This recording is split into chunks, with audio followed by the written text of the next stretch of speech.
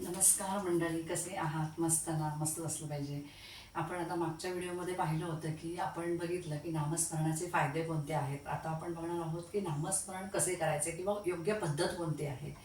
हा प्रश्न प्रत्येकाला पडतो की नक्की नामस्मरण कसं करायचं, म्हणजे कसं केल्यानंतर मला त्याच्यामध्ये काही माझं स्वतःचं सुख किंवा मला स्वतःचं एक सुख आनंद मला दिसेल किंवा मिळेल किंवा वाटेल. तर आपण तेच बघणार आहोत आज. आज प्रत्येकाचं मन हे इतरत्र भटकत असतं, हे आपण बघतच असतो. प्रत्येकाला एका म्हणतात ना, एका अध्यात्मामधल्या कुठल्या ना कुठल्या तरी गोष्टीची, म्हणजे जसं नामस्मरण आहे, ते करण्याची आता खरंच गरज आहे. आणि ज्यावेळेस आपण दिवसभर इकडे तिकडे आपल्या पूर्ण कामामध्ये व्यस्त असतो, तेव्हा आपल्याला काहीच लक्षात सुद्धा येत नाही या गोष्टीचं. तर त्याच पद्धतीने म्हणजे आपल्याला कोणता वेळ, कधी करायचं, कुठल्या वेळेला करायचं, हे आपण याच्यामध्ये आता बघणार आहोत. तर आपण बघतो की याच्यासाठी नामस्मरण करण्यासाठी योग्य पद्धत म्हणजे खूप मोठी जागा लागते का, खूप मोठे विधी करावे लागतात का, किंवा खूप मोठा पैसा लागतो का? तर अजिबात नाही, या गोष्टी अजिबात लागत नाही. म्हणजेच काय, तर आपण बघतो की नामस्मरण किंवा कसे करायचे, कुठल्या पद्धतीने करायचे, हे करण्यासाठी आपल्याला फक्त आपला भाव महत्त्वाचा आहे. आपल्या स्वतःला विशिष्ट वेळ देऊन, आणि तो खरंच आनंदाने आणि मला खरंच काहीतरी करायचं आहे ते देऊन करणं म्हणजेच नामस्मरणाची योग्य पद्धत होय. तर आपण बघतो की लोक याच्यामध्ये संतांनी काही विशिष्ट मुद्दे सांगून ठेवलेले आहेत, म्हणजे नामस्मरण कोणत्या पद्धतीने करायचं.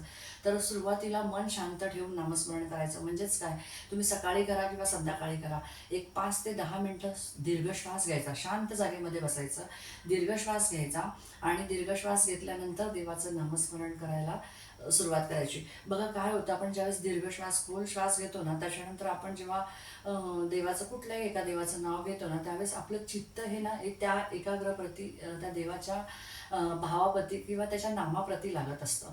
आणि खरंच आहे, मी पण तसंच करते. म्हणजे मी जे काही करतो ना, तर ते थोडंसं आपण त्याच्यात ना, आधी सुरुवातीला सगळेच तसे असतात, मग हळूहळू हळूहळू तुम्ही ज्यावेळेस करत जाता ना, त्यावेळेस तुमचे विचार जसे जसे पुढे पुढे जातात, तुम्ही वाढत जातात, लोकांपर्यंत पोहोचतात, तसं ते हळूहळू वाढत जातं. तर पहिली पद्धत आहे मन शांत ठेवून नाम घ्यायचं. दुसरं आपण सांगू शकतो की एकच नाम निवडायचं. म्हणजे काय, की आपण सारखं, तर आपल्याकडे आपण बघतो की 33 कोटी देव आहेत, म्हणून आपण प्रत्येकाचं नाम घेणार का? नाही. तुम्ही ज्या देवाचं नाम घेता, म्हणजेच काय, तर समजा कसं, की समजा तुम्ही आता म्हणताय की मी विठ्ठल विठ्ठल म्हणतोय, किंवा मी श्रीराम म्हणतोय, किंवा मी श्री स्वामी समर्थ म्हणतोय, किंवा ओम नमः शिवाय म्हणतोय. असं गुरुने सांगून दिलेलं, किंवा गुरुने तुम्हाला सांगितलेलं एखादं नाम आहे, ते नाम तुम्ही कंटिन्यू घेत राहा. किंवा त्या नामामध्ये काही बदल नका करू. बदल केला तर तुमच्या पूर्ण असणाऱ्या त्या स्ट्रक्चरमध्ये किंवा प्रत्येक ठरवून दिलेल्या पद्धतीमध्ये त्याचा पूर्ण बदल होत जाणार, आणि सगळं ते ढासळतं. आपण एक तयार करतो की नाही, आता बाबा मला हा पाया आहे, हा तयार करायचा आहे, मग आपण आज एका देवाचं केलं आणि उद्या दुसऱ्या देवाचं केलं, तर ते नक्की ढासळणार, हे आपल्यालाही माहिती आहे. म्हणून एकाच देवाचं नाव, एकाच देवाचं नाम घ्यायचं, म्हणजे एकाचंच नाम घ्यायचं. त्याचबरोबर आपण तिसरं बघितलं की भावपूर्ण नाम घ्या. म्हणजे काय, तर तुम्ही ओठांनी फक्त ओठांची हालचाल करताय, आणि तुमचं भाव त्याच्या नाहीये, नुसती ओठांची हालचाल इकडं तिकडं बघताय. हो, आपण जर उदाहरणार्थ मी सांगते, ओम नमः शिवाय, ओम नमः शिवाय असं तोंडाने जर बोललो, आणि तोंडाचे असे नुसते मुवमेंट केल्या ओठाच्या, तर तसं योग्य आहे का? नाही. तुमचं मन हे स्थिर राहिलं पाहिजे, देवाप्रती ते लागलं पाहिजे, आणि तरच त्याचा फायदा होतो. उदाहरणार्थ मी तुम्हाला सांगते की ज्यावेळेस एखादी आई स्वयंपाक करत असते, आणि स्वयंपाक करताना तिला तिच्या मुलाची आठवण येते. मुलाची आठवण आली की ती मुलाप्रती तिचं प्रेम असलेलं, लगेच तिच्या मुलाची आठवण आली की तिचं प्रेम व्यक्त होतं, आणि प्रेम व्यक्त झालं की आपोआपच तिच्या मुखामधून किंवा तोंडामधून तिच्या मुलाचं नाव हे काम करत असताना पण निघतं, किंवा हसते, किंवा काहीतरी मुवमेंट करते. म्हणजेच काय, तर तिचा एक तो काय झालेला आहे की भाव बनलेला आहे. तसंच देवाच्या प्रती आपण कसं करतो, की समजा आपण एखाद्या देवाचं नोकरी करतोय, आपण घरकाम करतोय, नोकरी करतोय, प्रवास करतोय, किंवा अजून काही करत असतो, शेती करतोय, तर तिथे तुम्ही काय करता, कुठलंही नाम, म्हणजे तुमच्या मनामुखामध्ये जे नाम आलं ना, समजा तुम्ही ज्या देवाचं नाव घेताय, त्या देवाचं नाव पटकन तुमच्या मुखामध्ये आलं ना, की तुम्हाला कसं वाटतं, एक अंतर्भाव तुमचा जागा होतो, आणि पटकन तुमच्या मुखात, आता तुम्ही श्री स्वामी समर्थ म्हणत असाल ना, तर कुठेही गेलात तर तुम्हाला ना पटकन असं काही पाहिलं तर श्री स्वामी समर्थ असं म्हटलं जातं. म्हणजेच काय, तर तुमचा मनामध्ये अंतर्मुख, म्हणजे अंतर्मनाने पण ते मान्य केलेलं आहे की मी काहीतरी भाव व्यक्त करतोय, माझा परमेश्वराप्रती एवढा भाव आहे की माझ्या मुखातनं तो व्यक्त होते. म्हणजे भावपूर्ण तुम्ही नाम घ्या. तिसरं आहे की मन निराश झालं तरी भटकू नका. म्हणजे कसं होतं की भटकलेलं म्हणजे मन कितीही भटकू द्या, पण अजिबात निराश होऊ नका. म्हणजे मन आहे, बरोबर आहे, सुरुवातीला तुम्ही आज बसलात नामस्मरण करायला योग्य जागेमध्ये, योग्य पद्धतीमध्ये, तर तुमचं लगेच नामस्मरण होणार आहे का? तुम्ही आज बसलात, तुम्ही म्हटलात की मी रोज नामस्मरण करतो, पण माझं काहीच लक्ष लागत नाही. नाही लागू दे. आज नाही लागणार, उद्या नाही लागणार, परवा नाही लागणार, पण नक्कीच 4 दिवसांनी, 5 दिवसांनी लागणार आणि तुम्ही नक्कीच देवाप्रती श्रद्धेने आणि त्या भावाने देवाबरोबर तुम्ही एक शांत मनाने मन तुमचं स्थिर होईल आणि शांत मनाने तुम्ही देवाशी जोडले जाल, त्या परमेश्वराशी जोडले जाल आणि हळूहळू हळूहळू तुमचं काय होणार आहे की मन हे एका जागी स्थिर होणार आहे, ते इतरत्र भटकणार नाही. त्याचबरोबर 5वा आणि शेवटचा मुद्दा असा आहे की नियमितपणे नाम घ्या. म्हणजे नियमितपणे सातत्य ठेवा. म्हणजे काय, तर तुम्ही आज नाम घेतले, आज मी करतोय रोज 10 मिनिटं, 5 मिनिटं, 15 मिनिटं मी रोज नामस्मरण करतोय आणि मी दुसऱ्या दिवशी तिसऱ्या दिवशी अजिबातच केलं नाही, तर त्याच्यामध्ये नियमितपणा राहील का? नाही.